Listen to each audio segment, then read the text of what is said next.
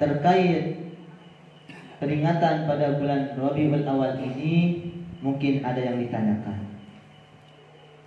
Izin bertanya Ustaz. G. Kalau ada yang mengatakan, kenapa kalian memperingati Maulid Rasulullah Sallallahu Alaihi Wasallam dan bagaimana hukumnya? Nabi jawabannya Ustaz. Baik. Ini ada pertanyaan. Kalau ada yang mengatakan, kenapa kalian memperingati Maulid Nabi Muhammad Sallallahu Alaihi Wasallam dan bagaimana hukumnya? Jawabannya cukup sederhana, namun penuh makna. Kita memperingati Maulid Nabi Muhammad Sallallahu Alaihi Wasallam karena kecintaan kita kepada beliau, karena rasa syukur kita atas dilahirkannya beliau, karena rasa kegembiraan kita atas dilahirkannya beliau. Kalau kita pahami pertanyaan tersebut secara mafhum mukhalafahnya, maka seolah-olah mereka mengatakan, kenapa kalian cinta kepada Nabi? Kenapa kalian bersyukur dilahirkannya Nabi? Kenapa kalian gembira atas dilahirkannya Nabi? Na'udzubillah, summa na'udzubillah.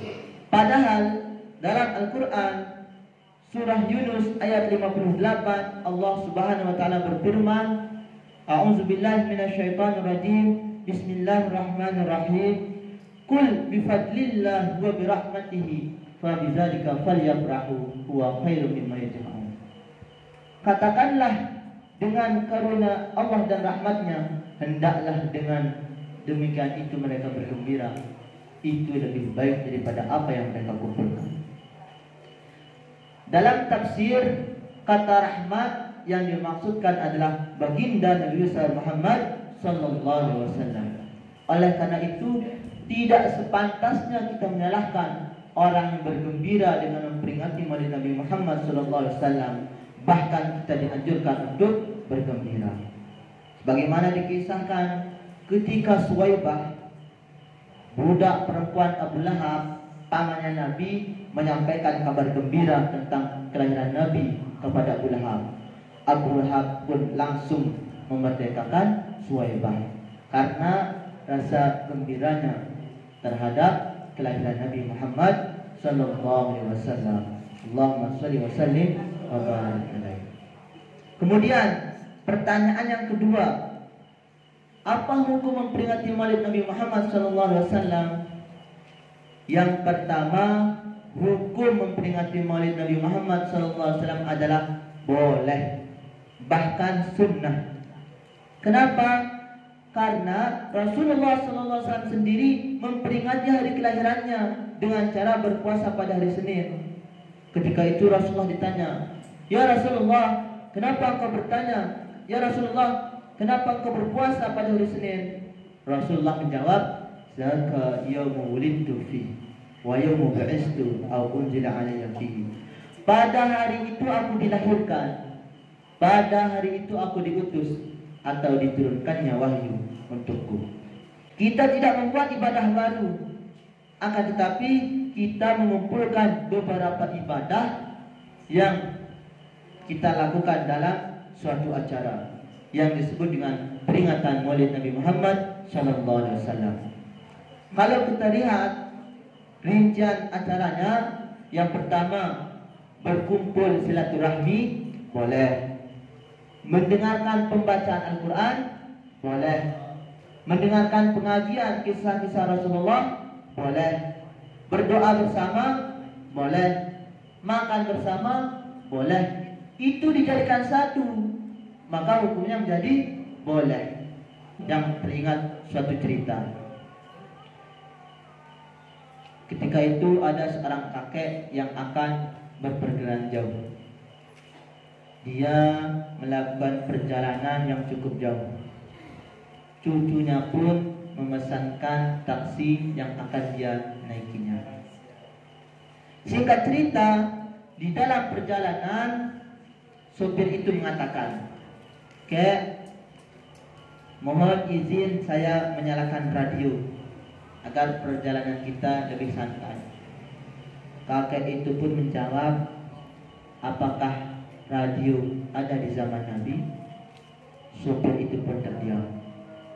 Kakek itu lanjut mengatakan, radio tidak ada di zaman Nabi, berarti radio itu bid'ah. Mendengar jawaban kakek tersebut, sopir itu pun terdiam dan melanjutkan perjalanan. Masih di tengah perjalanan, cuaca agak panas. Sopir itu pun izin kepada kakek tersebut, "Kek, mohon izin saya menghidupkan AC."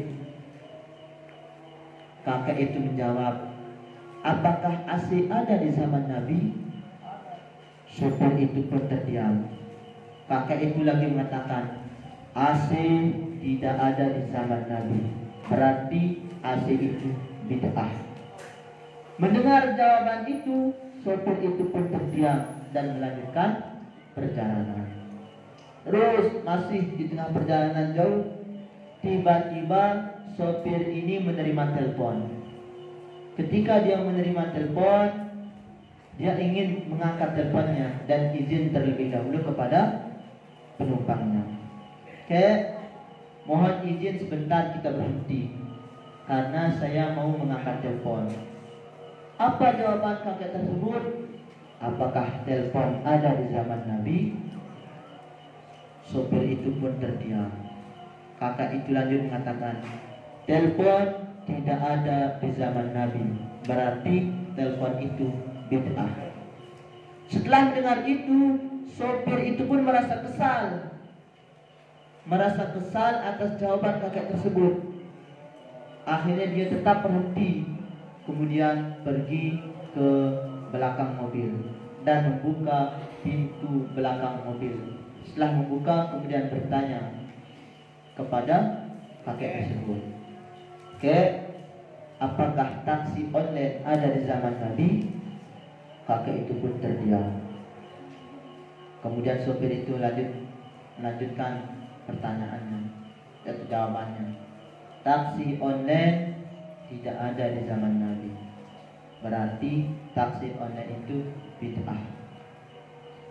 Sekarang kakek turun karena taksi online ini bid'ah. Akhirnya diturunkanlah kakek tersebut. Akhirnya apa yang bisa kita ambil pelajaran dari cerita tersebut? Kita bisa ambil pelajaran dari cerita tersebut, jangan sedikit-sedikit bid'ah kalau kita masih melakukan bid'ah. Mungkin hanya ini jawaban dari pertanyaan tersebut. Semoga bisa dipahami.